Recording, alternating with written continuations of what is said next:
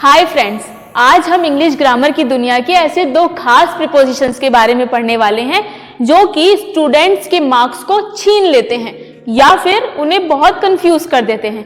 कौन से हैं वो दो ऐसे प्रीपोजिशंस, आइए जानते हैं। सिंस और फॉर। लेकिन अब आपको इनको लेकर कंफ्यूज होने की कोई जरूरत नहीं है। इनके बारे में हमें दो ऐसी ट्रिक्स मालूम चली हैं जिन्हें पढ़ने के बाद हम कभी भी कंफ्यूज नहीं होंगे। तो पढ़ते हैं पहली ट्रिक के बारे में।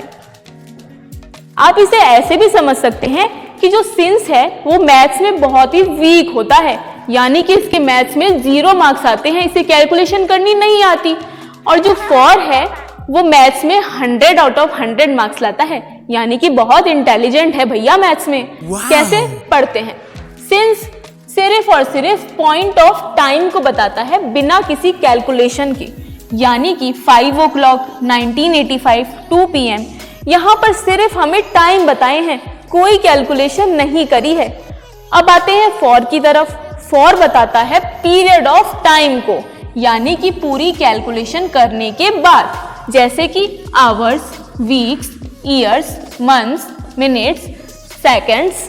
इनमें मेहनत लगती है भैया, पूरा कैलकुलेशन करना पड़ता है कि कितने आवर्स, कितने वीक्स, कितने ईयर्स, कितने मंथ्स, कितने मिनट्स और कितने सेकंड्स।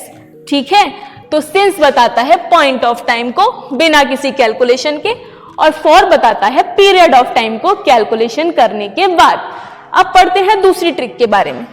दूसरी ट्रिक ये भी बहुत आसान है। अगर आप किसी भी टाइम को किसी भी घड़ी या कैलेंडर में देख सकते हो तो उसके आगे सिंस लगाना है, अदरवाइज फॉर लगाना है। आइए देखते हैं। 26 जनवरी, क्या ये किसी कैलेंडर में होता है? हाँ भैया होता है, तो इसके आगे सिंस लगेगा। मंडे, क्या ये कैलेंडर में दिखता है? हाँ लिखा हुआ होता है, तो इसके आगे भी सिंस लगेगा। 3 आवर्स, क्या ये किसी घड़ी में बजते हैं? ना, 3 बजते हैं, 3 घंटे नहीं बजते, इसीलिए इसके आगे फॉर लगेगा। 5 o'clock, क्या ये किसी घड़ी में बजते हैं? हाँ 5 बजते हैं, रोज बजते हैं, इसीलिए इसके आगे लगेगा सिंस। आइए थोड़ी प्रैक्टिस करते हैं। She has been walking dash 5 hours, 5 घंटे। 1 घंटा, 2 घंटा, 3 घंटा, 4 घंटा, 4 के बाद 5 घंटा। पूरी कैलकुलेशन है भैया इसमें, इसीलिए इसमें लगेगा for.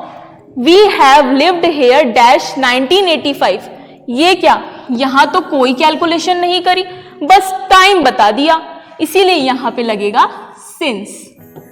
It has been raining dash 8 o'clock, क्या 8 o'clock हमें घड़ी में दिखते हैं?